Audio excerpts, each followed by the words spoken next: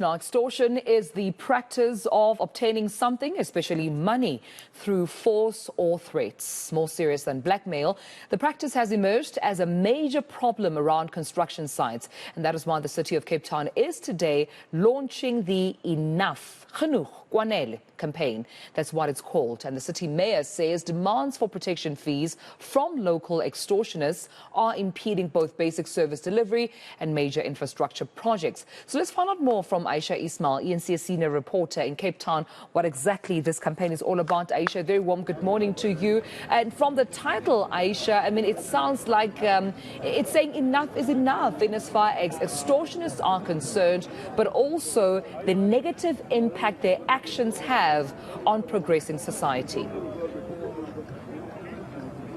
That is indeed so. We're actually at a site here in Kwanele, a My City site that has been held back for many, many months due to extortion threats. And it is precisely why the city of Cape Town has decided to launch this campaign to say, as you said in the introduction, enough is enough, genoeg is genoeg, and Kwanele, because it's not only holding back small projects, it's impeding service delivery as well as major projects. But I'm now joined by the Mayor of Cape Town, Jordan Hill-Lewis, to talk to us about why you decided to launch this campaign and what exactly is the impact, the impact that not only, in fact, it's not only a small group of people that are being impacted by extortionists, it's people across the city of Cape Town.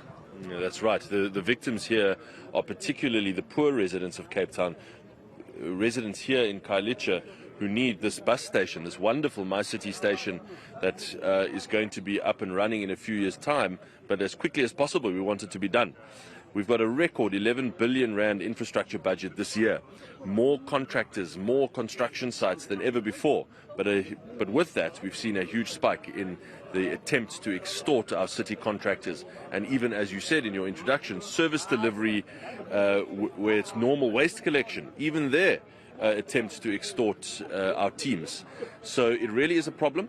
We've done a lot internally. We're spending tens of millions more on security costs.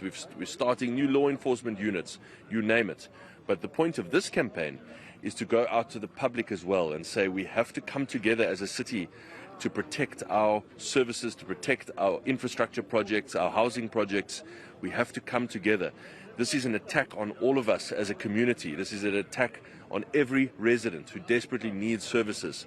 So I want us to come together as a city and fight this together.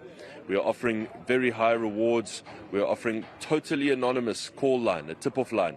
We will protect your anonymity, absolutely. But let's come together and fight this together so we can get great projects like this all over the city off the ground. Mayor, you talk about incentives for people who, go and call this toll-free number. Yeah. What kind of incentives are we talking about? Very significant. We used to, gone are the days of 5 or 10,000 rand rewards. We've upped our rewards to 100,000, 200,000. 250,000 rand for information that will lead to arrests of extortionists. We are serious about this. We understand that people are afraid to speak out, but trust us, we will make sure that your information is totally anonymous and secret. And if your information checks out and we can arrest some of these gangsters, we make sure that we pay generous rewards. Mayor, earlier this year, one of your employees was shot dead at a construction site. You were offering more than R1 million. Yes. Nobody has come forward yet.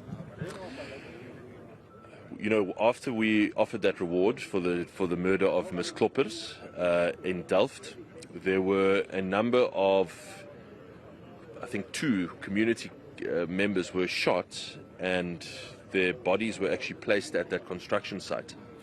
And we believe that that was a message from the gangsters that they're not going to let whoever did it get caught because of the reward. They would rather silence them.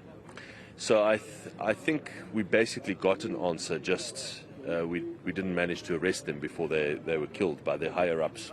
And of course the sad problem is that the people who come to a construction site like this and actually do the nasty conversation, the threatening conversation, those are the guys at the bottom of the pyramid. They are called the community muscle. It's the people above them that are driving around in fancy cars. We know who they are. And those are the guys we've got to catch. The guys at the bottom of the pyramid are expendable. They are, in a sense, themselves going to end up as victims in one day. We've got to get the higher-ups. Thank you so much for your time. And that was the Mayor of Cape Town, Jordan Hill-Lewis, here in Khayelitsha, launching the City of Cape Town's anti-extortion campaign.